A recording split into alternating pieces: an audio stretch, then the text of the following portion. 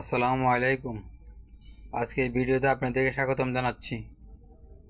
আজকে পুরো ভিডিও জুড়ে থাকছে স্যাপ-3 সাসপেনশন সম্পর্কে বিস্তারিত তথ্য। স্যাপ-3 সাসপেনশনটি স্কোয়ার ফার্মাসিউটিক্যাল একটি প্রোডাক্ট। এই ওষুধটির জেনেরিক নেম সেবিক্সিম।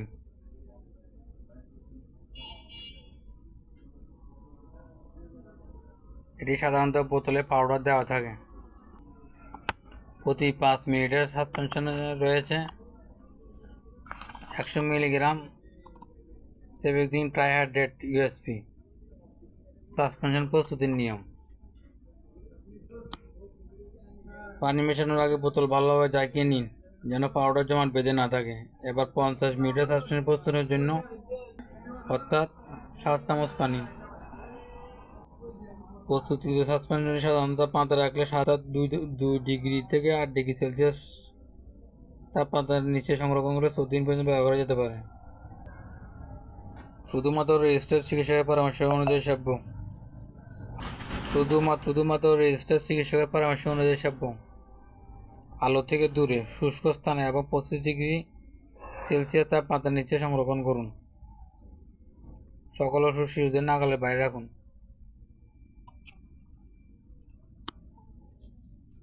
ব্যবহার বিধি: মূত্রনালী সংক্রমণ বা ইউটিআই ইউরিনারি ট্র্যাক ইনফেকশন, শ্বাসতন্ত্রের সংক্রমণ বা আরটিআই রেসপিরেটরি ট্র্যাক ইনফেকশন, মধ্যকর্ণের প্রদাহ ওটাইটিস মিডিয়া বা কান পাকা রোগে, গনোকক্কাস ইউরেথাইটিস অর্থাৎ গনোরিয়া, টাইফয়েড জ্বর।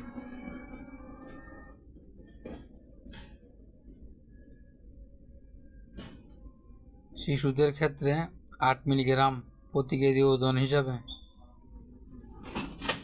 দৈনিক 2 বার।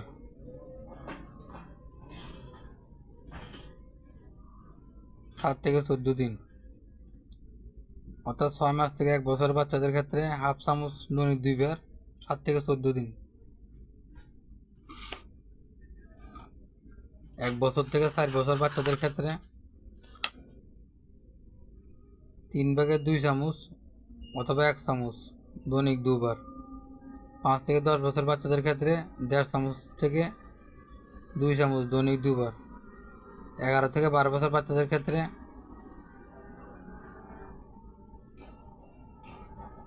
2 চামচ থেকে 2.5 চামচ দৈনিক 2 বার।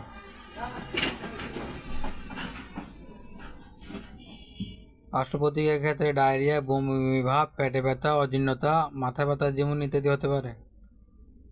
গর্ভাবস্থায় ও স্তনদানকালে ব্যবহার: গর্ভকালীন অবস্থা এবং স্তনদানকালে সেবিক্সিম গ্রহণ থেকে বিরত থাকাই ভালো। আজ এ পর্যন্ত আবারও ফিরে আসবেন নতুন কোনো মেডিসিনের ভিডিও নিয়ে। ততক্ষণের সাথে থাকুন।